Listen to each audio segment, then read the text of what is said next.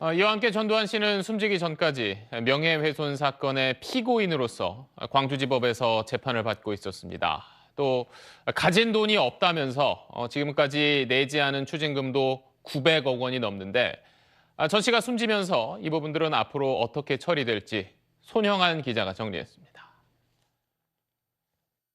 전두환 씨는 지난 2017년 자신의 회고록에서 5.18 헬기 사격을 목격했다고 증언한 고 조비오 신부를 파렴치한 거짓말쟁이라고 비난해 사자 명예훼손 혐의로 재판에 넘겨졌습니다.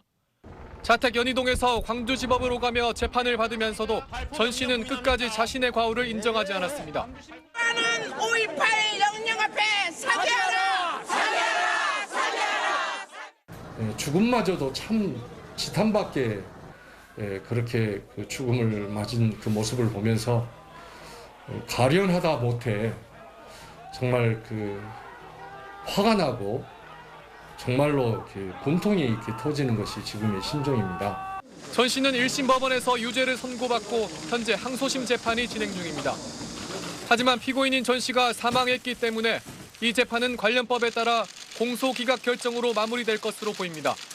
재판부에서 피고인의 사망 사실을 알 수 있는 자료를 접수받게 되면 항소심 공판기일은 더 이상 진행되지 않고 피고인이 사망하였음을 이유로 공소기각의 결정이 될 것으로 보입니다.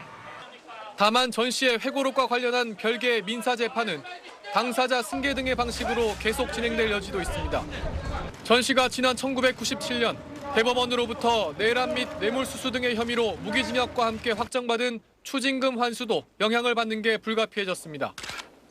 전체 추징금 2,205억 원 가운데 43%인 약 956억 원이 아직 미회수 상태입니다. 이런 상황에서 전 씨 재산에 대한 추징금 집행 절차는 불가능해졌습니다. 검찰은 전 씨가 제3자 명의로 돌린 차명 재산 등에 대한 환수 여부를 판단하기 위해 관련 법리를 검토 중이라고 밝혔습니다. 이뿐 아니라 전 씨가 서울시에 체납한 지방세 역시 9억 8,200만 원에 이르는데 서울시는 지난 2018년 전 씨 자택 압수수색 과정에서 압류한 고가의 물품을 공매 처분할 계획입니다. SBS 손향안입니다.